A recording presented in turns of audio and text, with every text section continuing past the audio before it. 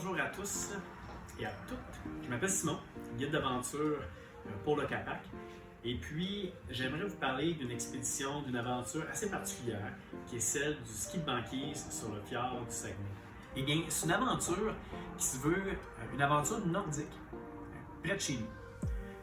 On parle d'une aventure qui nous fait vivre un défi un peu comme les grandes expéditions polaires, du moins dans l'ambiance de ces expéditions-là.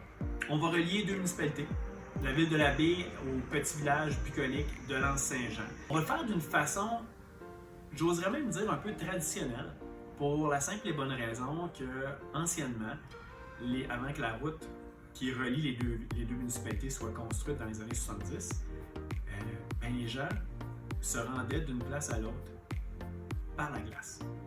Nous, on va le faire avec nos traîneaux, en ski AOC, donc c'est des skis avec une peau de phoque intégrée, pour le faire en 5 jours.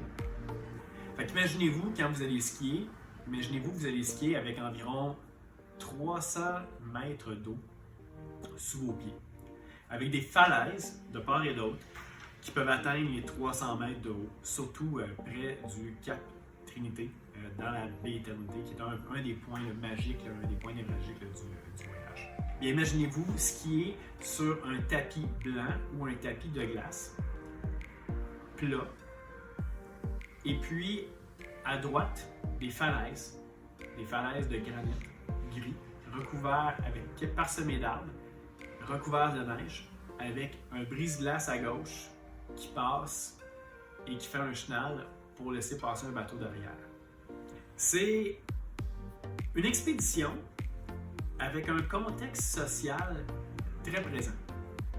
Il y en a deux en fait. Il y a un contexte social de l'expédition même, il y en a un extra-expédition, celui des pêcheurs sur glace. On devrait croiser des petites bandes d'aventureux et d'aventureuses qui viennent faire de la pêche de sportive, un peu d'aventure, avec des campements éphémères, un peu comme nous on fait, mais qui sont là pour un but précis, celle de pêcher et d'essayer d'attraper les plus gros des poissons possibles. C'est des gens qui sont extrêmement plaisants à côtoyer, c'est des gens qui sont généreux, aussi en même temps, qui partagent beaucoup de ce qu'ils font. Le temps que nous, on prenne une collation, une bâtante, une coupe de gorgée d'eau avant de continuer notre chemin, se cacher derrière leur tente pour se cacher du vent, c'est toujours magnifique. Même des fois, ils nous invitent dans leur petite cabane là, pour voir un peu comme ils font. Ça nous est déjà arrivé de finir la journée, de finir l'expédition avec quelques poissons dans l'eau tous les jours. On parle d'un contexte social, pas juste extra-expédition, mais c'est un contexte social d'expédition un peu particulier. Dans le sens que, durant la majorité de la journée, tu peux te retrouver seul dans tes pensées, à skier, à mettre un pied en avant de l'autre, en tirant ton traîneau. Et puis, le soir venu, eh bien, une fois qu'on a monté le campement et qu'on travaille en équipe pour monter le campement, eh bien, on dort tous dans une grande tente. À vivre comme ça, dans la tente de groupe, et dans une expédition comme qu'on la vit, dans une expédition très nordique, voire, j'irais même jusqu'à dire polaire sans être dans le nord, c'est un contexte social qui amène au travail d'équipe. Mais on ne parle pas de travail d'équipe pour le but d'atteindre la tâche, le but d'effectuer ce qu'on doit faire pour être confortable, mais c'est dans le but que tout le monde soit confortable, c'est dans le but de le faire pour son voisin.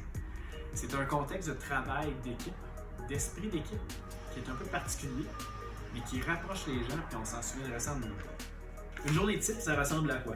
Bon, bien, lever vers les 6 heures, les guides sont à faire de l'eau, à préparer le déjeuner pendant que tout le monde pack ses affaires. On déjeune. Une fois que le déjeuner est bien avalé, on démonte le campement, on pack tout ça, on met ça dans les traîneaux, dans nos sacs à dos, puis on part à marcher. La distance qu'on a à parcourir durant la journée, ça varie entre 9 et 15 km par jour, ça dépend des journées. Puis ça, c'est influencé aussi en même temps par le relief, voir où est-ce qu'on peut se protéger, où est-ce qu'on peut monter le campement à un endroit qui est protégé du vent, parce que les vents peuvent atteindre les 100 voire 150 km/h par tempête. Rendu vers les 3 heures, 4 heures, on va commencer à monter le campement. Et puis, Ça va prendre environ 1 à 2 heures à monter. Et s'ensuit la préparation du souper, la fonte de neige, parce que notre eau, c'est de la neige qui a été fondue. On rit, on parle, on discute dans la tente. C'est certain qu'il fait froid. Hein? Ça peut aller de moins 5 degrés Celsius à moins 35, voire des fois moins 40 avant le facteur vent. Et puis, mais on est bien équipé. Le Capac prête la majorité de l'équipement qu'on va avoir de besoin. Quand je parle de la majorité de l'équipement, je parle du matelas de sol, sac de couchage, les pantalons doudoune, le gros manteau épais, les mitaines, les skis AEC qu'on va utiliser pour la progression. Ces skis-là sont magiques parce que c'est des fixations un peu comme des fixations de planche à neige, ce qui nous permet de mettre des grosses bottes très très chaudes. Les repas qu'on va manger lors de l'expédition, ça va être des repas lyophilisés pour les soupers. Les dîners, ça va être des livres de course. Qu'est-ce que j'entends par livre de course? Fromage, saucisson, des galettes polaires, et puis tout ça, des pains aux légumes, des pains au jambon, des pains au fromage. Tout plein de trucs de nourriture d'expédition. Le fjord du Saguenay, skier sur sa banquise, c'est une expérience hors norme. C'est un défi où est-ce qu'on demande aux gens d'avoir une certaine capacité physique. Là, vous allez me demander, Simon, c'est quoi une capacité, c'est quoi une forme physique adéquate pour aller faire ça? C'est dur à décrire, donc je vais vous la donner en chiffres. Je me suis dit que si vous êtes capable de faire 15 push-ups, 15 redressements, 15 à 20 redressements assis et capable de courir 4 km, vous devriez être capable de faire cette expédition-là. Donc, ce n'est pas une science, ce n'est pas quelque chose d'extrêmement rigide, mais si vous êtes capable de faire cela, vous devriez être en mesure de réussir à progresser et de le faire avec le sourire. Le premier jour, on vous demande d'arriver à la baie vers les 15 heures. Ça nous permet de tout préparer l'équipement, de sortir les cartes, répondre à vos questions. On soupe ensemble, le premier souper, on le prend ensemble.